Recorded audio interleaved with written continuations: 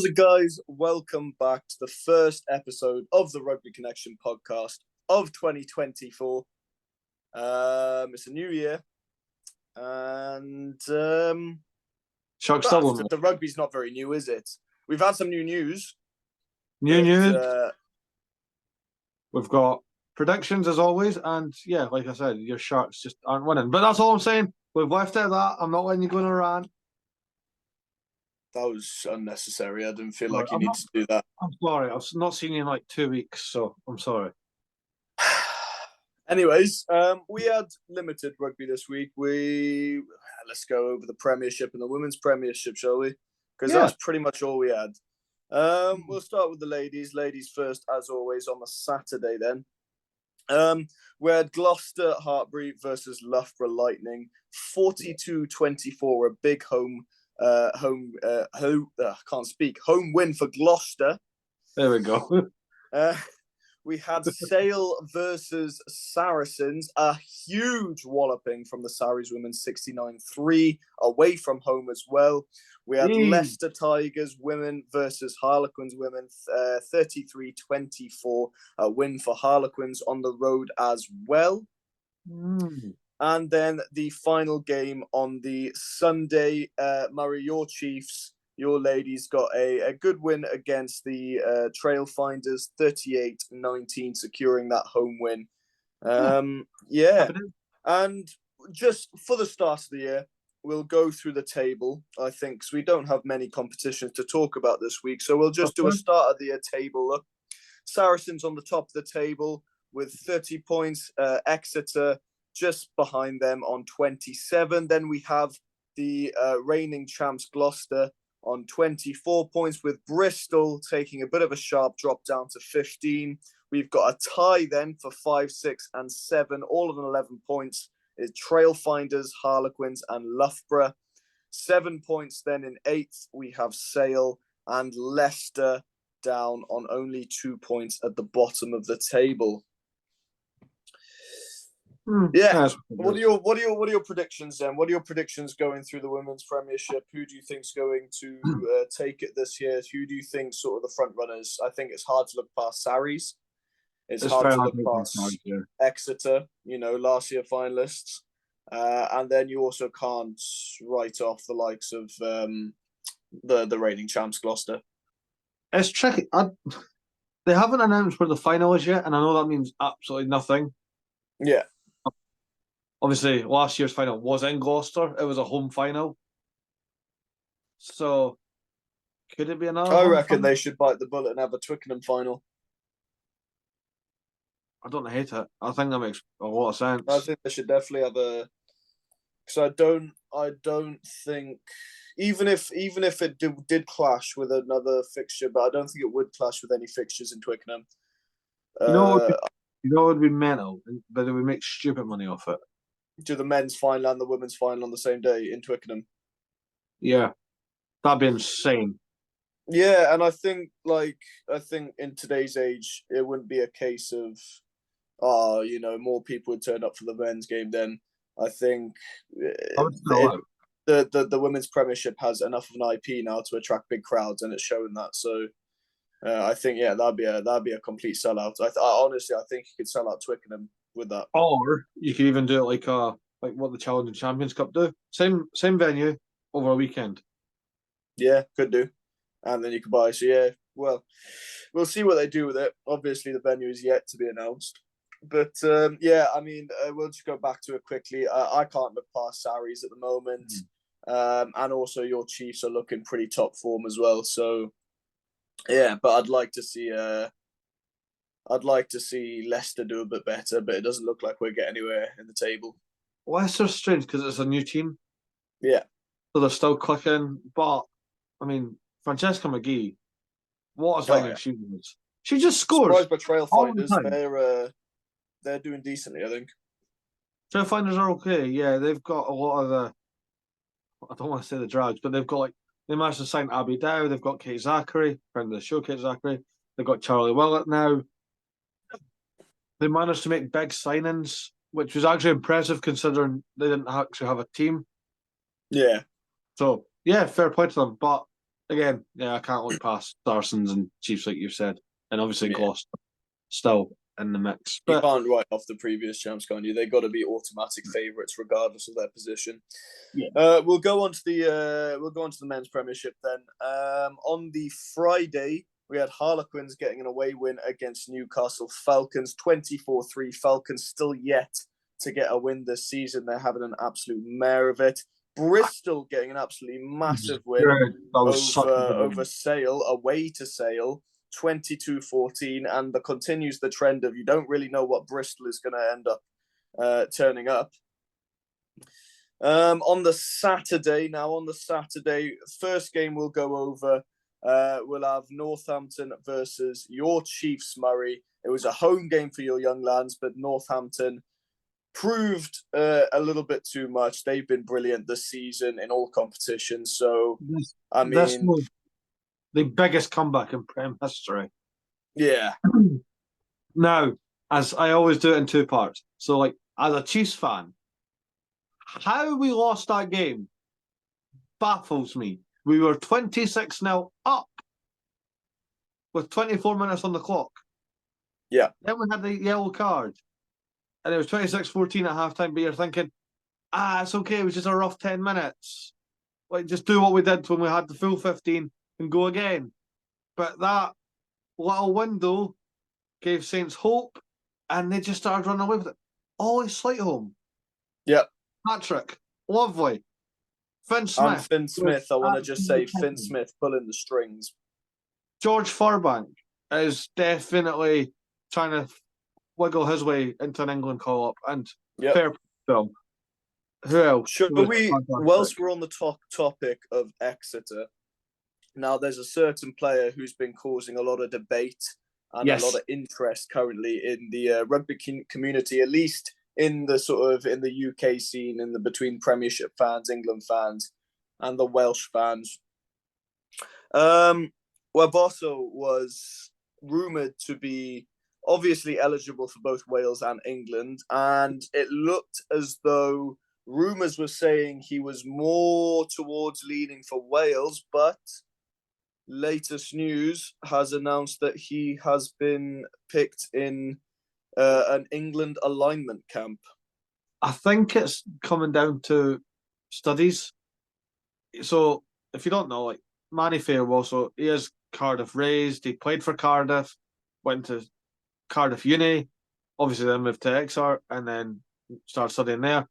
Because, this is just what I've been hearing, I don't know how true it is, basically because like they won't let him skip another year or change university. He kind of has to stay and finish with, which is fair because he's obviously thinking for after his rugby career, which is great. Yeah. So it looks like he's going to go to England based off just, I want to study here. It's not the best reason, but you get people in the comments on both sides that, like, obviously Welsh fans are like, oh, England's stealing a talent. And then Welsh fans also saying like England won't use him properly, they might cap him once and that'll like leave him high and dry. I don't think so. I think if you can cap Feo Bobosso, you've got an absolute star. 100%. I mean, it was just one of those things. It was a similar debate that we were having with Finn Smith. Who's it going to be, England or Scotland? Someone just cap him. It was the same here. He's been on absolutely electric form for Exeter this season. He's been one of the standout players of the Premiership and in Europe. Like you've just got to sort of bite the bullet and say someone cap him because he needs to be on the international stage. So it looks like England have beaten Wales to the punch, although nothing is truly confirmed yet. But anything can happen if Wales do their squad first and call them up. That would be interesting. Yeah, exactly. An alignment camp means very little. So it means you've had a discussion with the coach that, look, all things go to plan, you'll probably be in our squad. Okay. But until then, shush. 100%.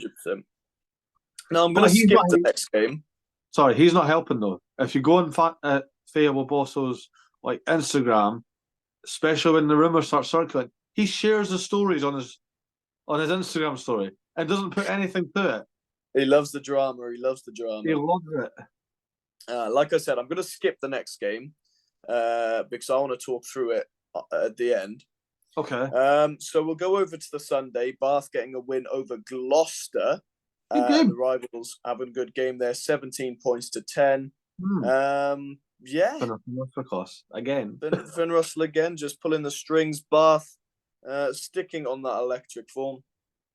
Now we'll go back to Leicester versus Saracens because, Murray, I was at this game and it was my very first Premiership game. I popped my Premiership cherry with Leicester Tigers versus Saracens at Welford Road. Absolutely electric atmosphere. I was actually there with my friend who is a Saracen supporter. I know I make poor decisions in life. Obviously, I was backing the Tigers. It's actually quite funny because he's more so a Saracen supporter just because he's a diehard Owen Farrell fan. He loves Farrell. I'm a Leicester Tigers supporter. I'm a Leicester Tigers supporter more or less for Pollard and Jasper Wiese. Jesus. So our reasons are similar, but it was still a fun day out. Really, really good game. The crowd at Welford Road is beyond. And managed to snap a picture with Jamie George, get a picture of Freddie Stewart. And yeah, it was a really good game. It was a very, very good game, very nip and tuck. Ends 19 points to 10 to Leicester. So managed to get the dub over Saris there, which is always good. It's always good going and seeing Saracens. But yeah, I mean, very, very good game. I can't complain about it. Yeah, I don't have much to say about it. Yeah, just the atmosphere in Welford Road, and I have to give it to the Leicester fans. You guys really know how to make an occasion, and yeah, brilliant stadium, good city as well. Went out and got absolutely drunk beyond remembering. Yeah, it was great. Good day out in Leicester. Well, love that. Can't complain about that. Actually, it made my day a bit better because obviously I was watching the Chiefs game and I was fizzing. And then I flicked over and seen Tigers beat Saracens. Worlds and balance. So good. I'll do the same as I did for the Women's Premiership. Just as it's the start of the year, we'll go through the table very quick. I mean, this table is likely to change rapidly because the Premiership is so nip and tuck at the moment. At the top, we have Northampton Saints, rightfully so. They have been on top form. They're on 39 points. Harlequins not far behind them on 36 points. In fact, same as Bath. So a bit of a tie there. I think it's just points difference separating them. Exeter Chiefs just behind on 35 points. So that's your current playoff spot. We have actually a really nice selection of teams that could be making the playoffs there. Very different to what we've had in recent years with Saints, Quins, Bath, and Exeter. And then just dropping out there, we have Sale Sharks in 5th, Saracens in 6th, Leicester Tigers, even after the win, below them on 7th, Bristol on 8th, and then Gloucester and Falcons propping up the bottom of the table in 9th and 10th. Quite tight at the top. Like it. Is very tight at the top. In fact, between 7th and 1st, there's only 10 points, which is 2 rounds of one team. Two rounds of really good games for one team and 2 rounds of bad games for another. You know, so that's the fine margins. And I mean, even Bristol aren't that far behind. They're 15, more or less 15 points behind the top. So yeah.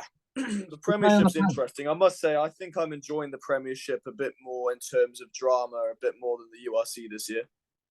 But I don't think that's because of drama. I think that's just because of performances. You know, I'm going to bite the bullet. I'm just going to say it. We had one URC game.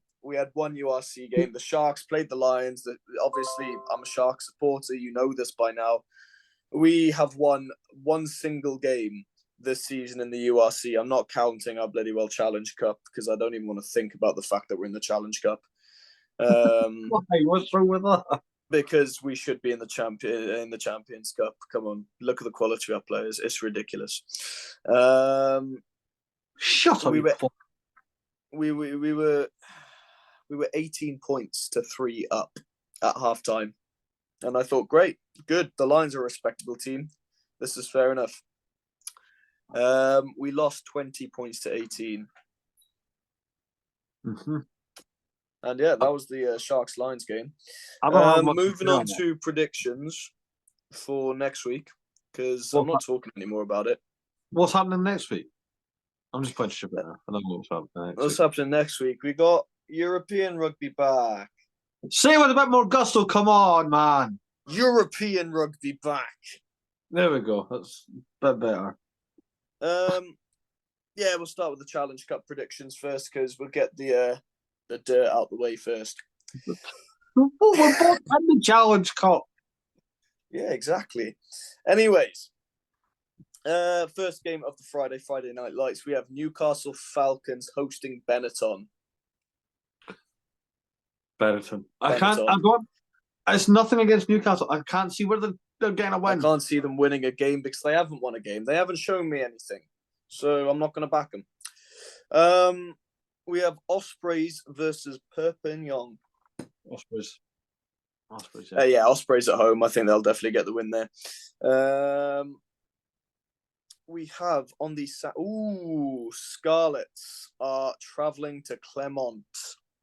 Clermont. Is it Clermont? Yeah. Clermont. Yeah. This was the Clermont versus Scarlets was a very good game last year when they played each other in the Challenge Cup, and Scarlets actually won that game. That was at home though. It was at home, so I'll back Clermont on this one. We have my Sharks versus at home to Oyonnax. Surely. Sharks. Surely. Sharks. It's going to be the Sharks. It's going to be the Sharks. Please. Name me an Oyonnax player. Bear with me. No. Don't look it up. Just name one off the top of your head. Yeah, not a clue. We have Cast hosting the Black Lions. Surely I'm going to say it's going to be Cat. But then again, the Black Lions won their last away game, so they did. But I am going to back Cast. I'm sensible this week. New year, new sensible Cameron. It won't last long, but yeah. No. We have this is a battle of the shitters. We have Zebre hosting Dragons. Ah, for fuck's sake. Zebre? Sure. Yeah. I don't know. Zebre Dragons, flip a coin. I don't know. You know what, actually, I'm going to say Dragons. Tails. Oh, they both have tails. Never mind. I don't know. Okay. Anyway, Edinburgh versus Gloucester. This could be a fun game. You're hosting the Cherry and Reds. Cherry and Reds? What? Cherry and what? Cherry and Reds. Just red the two exact same colours, Cameron. Back your team. Edinburgh for the win. And it's going to be loud because it's on the verge of selling out. So yeah, Gloucester down the bottom of the Premiership table. Edinburgh, you're pretty high up on the URC table. Yeah, Edinburgh taking that one. We have Montpellier hosting the Lions. Montpellier are absolute dog shit this season. Lions are going to batter them away from home. Sure. I'll go with that. Yeah. Why not? And we have a game that I think I've seen too many times because we saw it last year in the Challenge Cup. We have the Cheetahs versus Pau. Fuck's sake. And the Cheetahs are hosting them this time, but I'm not sure if they're playing in Bloemfontein or not. They are. They're playing in Bloemfontein. The Cheetahs are in Bloemfontein. So what happened to Amsterdam? No, it's Bloemfontein now. Cheetahs are going to win. Cheetahs, easy, yeah. Right, on to the big boy. The European Champions Cup. Exeter versus Glasgow. Yes, get them! Chiefs for the win. Back your team and a Scottish man backing an English team against another Scottish team. Doesn't sit well. See when it was Glasgow Chiefs a few years ago. This older woman came up to me and went, "Oh, who you supporting?" I was like, "Oh, my team." And she went, good lad." And I just slowly unzipped my jacket and had a big Chiefs crest. And she goes, "Oh, how could you?" Oh, shut up. Shut up. Anyways, yeah, Exeter, because Glasgow's Champions Cup form hasn't been as good as their URC form. And their injury list is getting longer. They Not have as long got a as pretty other teams, hefty one. but We've got Leon versus Connacht. got to be Leon in it. I'm sorry. Connacht also missing some key players. Yes, but we'll get into that later on. We'll get into that, yeah. This one, I believe it's a first, and it might be a very fun game because we have the Bristol Bears hosting the Vodacom Bulls. Ooh, that's going to be fun. I'm sticking with my rule because it seems to be working for them. I want to say the Bulls because I know what's going to happen then. I'm genuinely going to say the Bulls. It's going to be a bull in a China shop. I could see the Bulls winning, to be fair. Yeah, I think the Bulls just have too much for Bristol this season. We have a bit of it feels like a classic anyway. We have Toulon hosting Munster. Toulon. Munster need to put out a team. Yeah, that's true. Leinster hosting Stade Francais. What's the fucking point? Leinster, easy. Yeah, Easy. Doing it. It's going to be Leinster. The Stormers, for another first, are hosting the Sale Sharks. Ooh. The Battle of the Blues. They're in South Africa, though, so Stormers. They are in South Africa, so you have to back the boys in Cape Town. Cardiff versus Harlequins. That's going to be fun. If it's based off the last few times they've met, that's going to be fun. I'm gonna say Cardiff. Yes. I'm gonna say Cardiff at home. Yeah, I can see Cardiff stealing it. Yeah. Ulster versus Toulouse. Toulouse. So yeah, easy. Just based on the fact that Ulster beat Leinster, we didn't cover it obviously because it was in our time off. Go on, Ulster. No, Toulouse are gonna have a fun day with it. Bath versus Racing. Finn Russell going back to defeat. Well, he's not going anywhere because Bath are hosting. Oof. Bath. So Racing for once are gonna have Finn Russell unleashed on them. Good luck. You don't know what's happening now. Wow. We have Bath for the win. I didn't even give my prediction, but yeah, Bath to run rampant. Although Racing are top of the top 14 table at the moment. Yeah, so they're doing woeful in the Champions Cup. They are. La Rochelle versus Leicester Tigers. Oh, it's going to be physical as hell. It will be physical. But La Rochelle. Back your team, Leicester Tigers. I don't hate that reason, but yeah, I'll go for La Rochelle. Now, the next one I think is going to be a pretty good game. But I already have my winner in mind. It's Bordeaux versus Saracens. Bordeaux are hosting and Bordeaux are going to win because Bordeaux have been scary this season. And my rule falls into... Yeah, Bordeaux's cooking and my rule is as always. Because Bordeaux have Damien Penaud. Ben Tapawai, Maximo Can we just quickly go through some stats that were revealed whilst we were in our time off? Damien Penaud has broken 75% of the tackles attempted on him in the last season. 75. Yep. He's only been tackled 25% of the time. Yeah. Oh, and he scored 27 tries in the calendar year as well. As you do.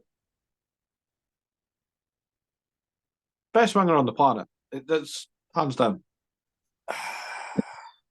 Best 14. Pretty scary at the moment. He's pretty scary at the moment. Best in the 14 jersey. Because you get people that are very pernickety with. Our wingers are winger. They do one job. Yeah, he's the best winger in the world. There you go. There's going to be so many wingers out there who play wing or whatever are going to be like, well, actually, there's a stark difference between left wing and right wing. Shut up. Apart from what foot you kick off, no, there's not. And what foot you have to step off. There's a step off both. Yeah, but I'm saying if you're coming inside, you're gonna have to step off the other foot. That's literally the only difference. So there is no difference then. Cool. There's no difference. Shut up. Cool. Anyways, that's our predictions. That's it. We'll go over some news. And just quickly, I want to talk about the Owen Farrell situation first and foremost, because that was the news that shocked me the most. Now, I don't believe it's fully confirmed because I actually believe Racing denied it. They would, wouldn't they? They would. But it shocked me more or less because I always saw Owen Farrell as a one club man. This is what happens when you treat your players like shit.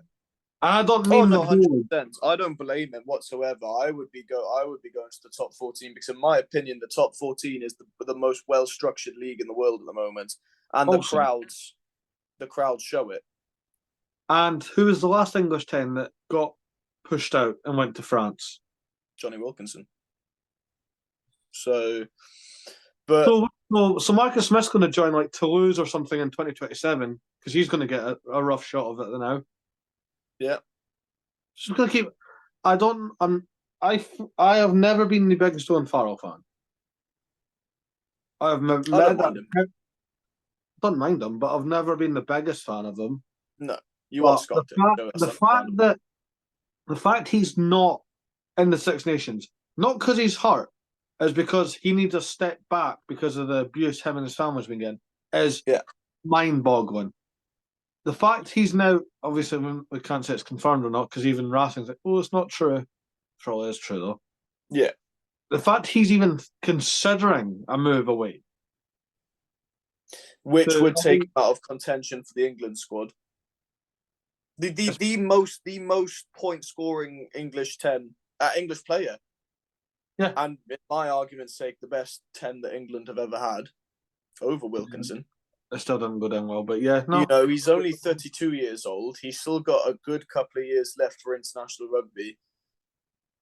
Yeah, but in a positive light, I want to say, if he does move to Racing, let's go through the last 4 fly-offs Racing have had.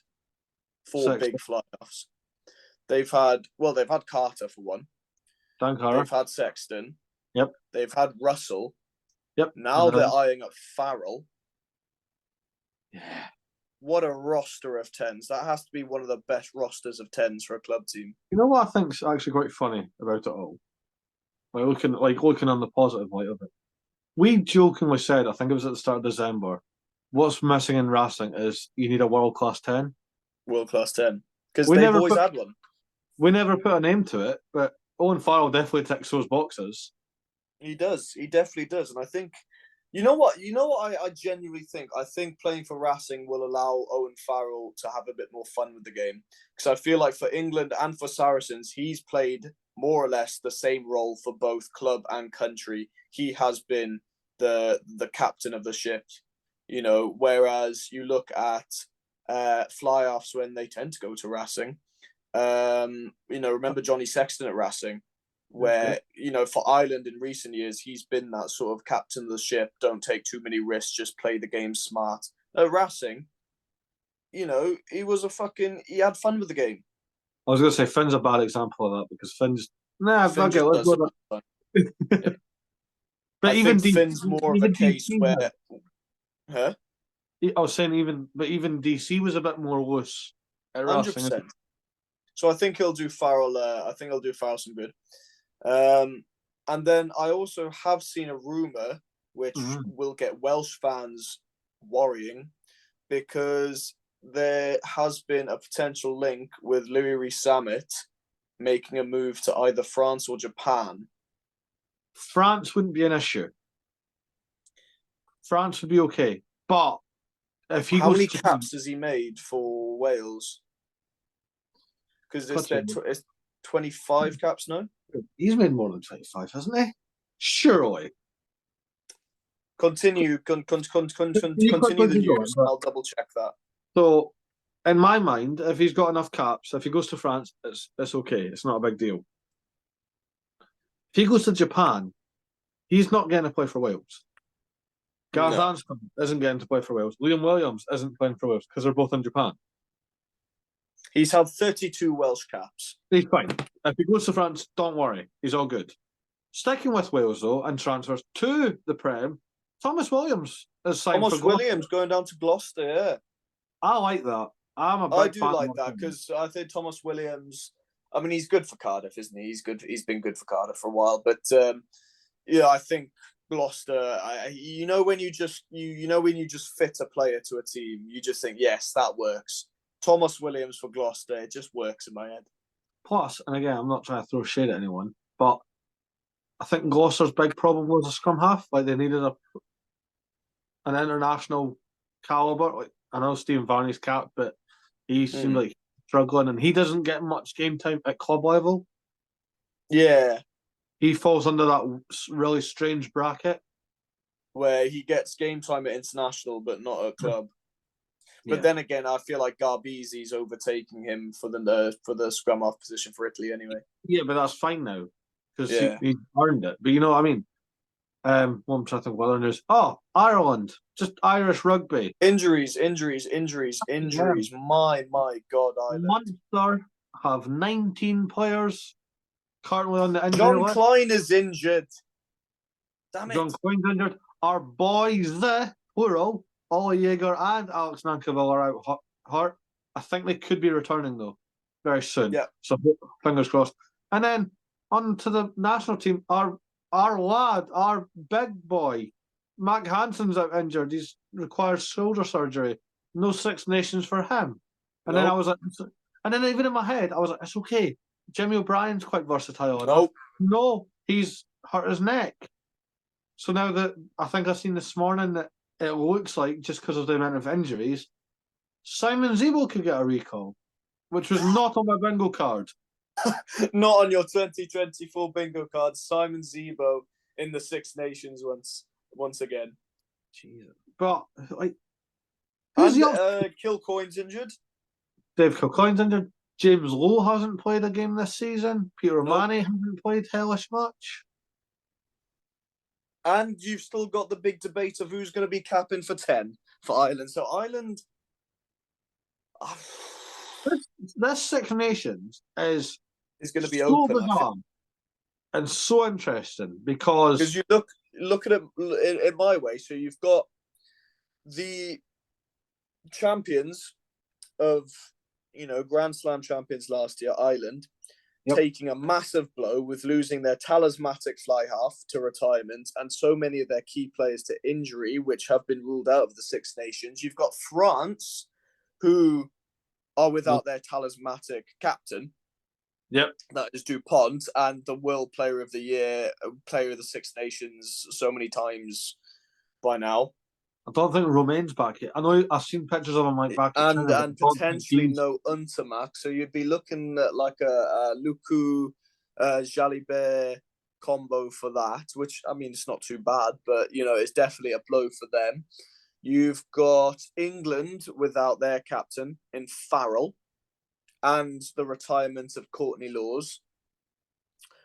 Yes, meant to be going to France. Yeah. And then you've got Wales, who are in a strict rebuilding phase. Their captain from the World Cup. Jack Morgan's hurt as well. Who? Jack Morgan's injured as well, so that's their captain. Oh, he is as well, yeah. 4 captains are out injured. And then you've got Scotland just chilling. I'm saying nothing. Actually, no, we have got some injuries, but nothing like... So based on all that, because Scotland will somehow bottle it, Italy are going to win the Six Nations this year. Knew you'd say something stupid on the first episode. Imagine that this is the year they pounce on all the injuries of the other teams and Italy win the Six Nations. But this is what I don't want to happen, right? I don't want whoever wins it. I don't want other people to be... It's because we didn't have Farrell, we didn't have Sexton. But shut up! But it will happen. It will happen. I know, but you play with what's in front of you. It's not like it's Wales's fault that Sexton retired. Do you know what I mean? It has All nothing to we do with we him. need now, pray it doesn't happen, is for Finn Russell to take a knock in the Premiership or Europe, and then he's out for the Six Nations. And imagine, it would be sad. Then we just call it the other Finn. Finn squared. Finn squared. Anyways, no, but what else is there? there's been no squads announced yet, and No. this could be the most exciting Six Nations. Oh, Oh, Lions coach being announced. Lions coach gets announced this week on the 11th of January. It's going to be Andy Farrell, isn't it? It should be Andy Farrell. I can't had to any break other name. I had to break this down in a way my mind would make it make sense. So I've got Andy Farrell's head coach. I've put Gregor Townsend in as Backs attack coach, yeah. So Attack coach. you could even draft in Steve Borthwick as forwards coach. He did it before when Eddie was in charge, and it worked well. Warren Gatland, he's not interested. He doesn't want to do it. No, I don't think Warren Gatland. I genuinely don't think Warren Gatland's interested in coaching the Lions again. So that, if in fact what you just said would be my exact setup, I would have Andy Farrell as head coach. I would have Gregor Townsend in charge of the attack. I'd have Steve Borthwick in charge of your forwards. And yeah, I think that would work perfectly. You then get like Steve Tandy's defence, Paul O'Connell as your lineouts coach, or like forwards coach, and have Borthwick do the lineouts. Mix all that about. Maybe bring in Kevin Sinfield on the fitness. I know he's leaving, but he could do some fitness stuff because we all know he loves a good run. And I think because Max, I feel like for the last two Lions tours, we've had a lot of similar players in the mix. I feel like this will be the year where we start seeing just an absolute fucking throwabout of Lions now. Like, let me just go through a few players that I want to see playing for the Lions. In fact, that I think I know will be playing for the Lions next year. I was going to say, right, just rattle off a 15. Right now, including the injuries, so you can't pick Mac or whatever. Front row would be. I think it would have to be all Irish, you know. I wouldn't start all Irish, but I'm good with it. I think it'd have to be Porter, Sheehan, and Furlong. Second row, I would have to go for the likes of a Will Rowlands. Just because he's an absolute workout horse, and I can almost see him potentially being captain. For his partner, I think the only person that you could pick is either a Tyburn or an Ollie Chesham. Really? Not James Ryan? No. Okay. Back row's I think both Tyburn and Ollie Chesham bring more to the game in terms of their ball carrying than James Ryan. I think Tyburn is just that shithouse player that he can just pull off things that Locke shouldn't be able to pull off. And he always, whenever Munster score a try, he always seems to be the one at the end of it scoring the try. And I just like Ollie Chesham. I think he's a quality player, and again, I think last Six Nations he showed something. Yeah, back row is where it gets interesting. Back row is where it gets very interesting, because I personally have, I would have Caelan Doris at 6. Yeah, I would have Jack Morgan in the 7 jersey, and I would have Ben Earl as 8. Can't have Jack Morgan though because he's injured. I said if it was now. If it was right now. If it was right now. Okay, so I'd stick with Caelan Doris in the 6 jersey, Ben Earl in the 8 jersey. And I mean, Van der Vliet is such an easy pick, but I don't want to pick him just because I don't want it to be all Irish, which it probably will end up being. I wouldn't mind a Lewis Ludlam. That's a very high field pick, but I'm all for. Fair enough. I mean, a Rory Darge would be in there as well. I'm playing him a bit out of position on the other side of the scrum, but No, Darge plays 7, but he's injured as well. It's got to be Jamie Ritchie or Hamish Watson then. For that. No, I think I'd go youth, I think I'd go for a Rory Darge. He's injured. For fuck's sakes, man. That's what I just said. I'm sticking with Jack Morgan. I don't care. He's going to be there in 2025. Scrum half, it's between Gibson Park and Alex Mitchell for me. Alex Mitchell's form for Northampton is just sealed it for me. Fly half, it's between. I mean, Farrell's still got to be in the conversation because I think he'd be up for a Lions tour. Finn Russell has to be the favourite. And I mean, that's it. Finn Russell or Owen Farrell have to be for the starting fly half. I'd go for Finn Russell personally. On the wings, then,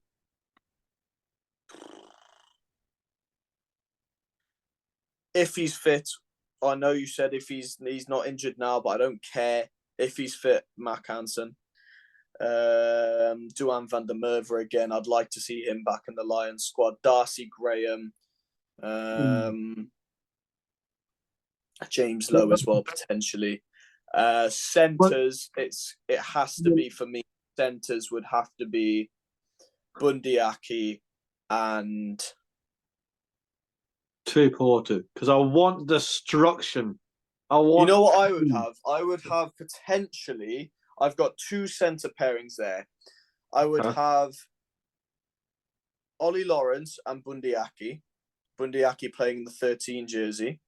Yes. I would have Tuipulotu and Bundyaki. Get that Islanders connection, get that Pacific connection back. Or I would have Bundyaki at 12, and I'd play maybe the likes of a Henry Slade or a Hugh Jones at 13. I'm just going to chuck one out there. I'm going to chuck a different one out there. Just to give another option. Just because it's working so well this season. Cam Redpath and Ollie Lawrence. No, I can't look past Bundyaki not being there. No, not in a test. I mean, like, Western Force. Oh, yeah. Oh, no, don't get me. Yeah, I'm just thinking full test 15. Oh, for the test. Bundy and Sione, then I can't get past that. Because my that's fullback. Blair Kinghorn would be up there. Freddie Stewart. Can I put out a rogue shout for a Lions call-up? If you want. Mike Brown. What? That's sort of what I was expecting. He's been on class form for Leicester this season. Yeah, I know, but okay. Just a rogue shout. It's not going to happen. There's rogue in him. It would be Blair Kinghorn. It would be. I'd take Blair Kinghorn over the likes of a Keenan or a Stewart. Attack, man. You're going to Australia to play a Lions tour. I think this is the year. Last year, they went and played last time out, they went and played South Africa, and it was physical, it was intense, and some people said, oh, it's boring. Shut up. This year, you're going to play next year. This time, you're going to go play Australia. Just give us balls to the fucking walls attack. Give us Finn Russell. Give us Ollie Lawrence. Give us Bundyaki. Give us Henry Orendale. Give us, if England can work out their eligibility. You don't need to be capped to play for the Lions. Give us Henry Orendale then. Give us Blair Kinghorn.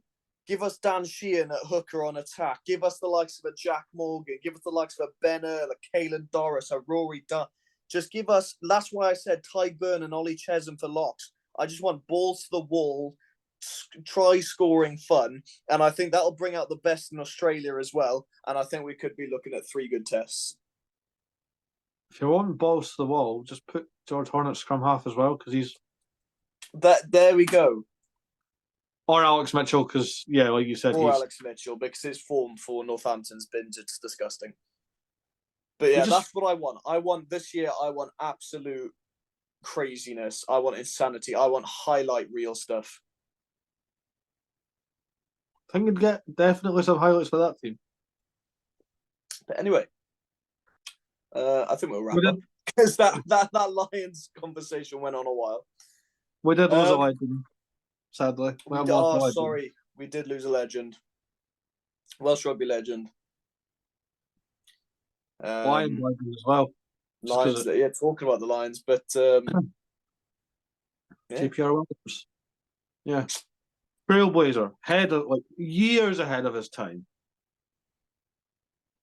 Yeah, fantastic. It does. It's like, obviously, it doesn't matter if you're a fan or whatever. Losing a player like that, it hits hard. So yeah, thoughts to his family from us. A very busy week, and we're only on Tuesday. Yeah, I know. But I think that's the best place to wrap up on somber news. Cheers, Murray. Now you're depressed. Depressed everyone. Kid's crying there. Sorry. But yeah, guys, cheers for tuning in for the first episode of 2024.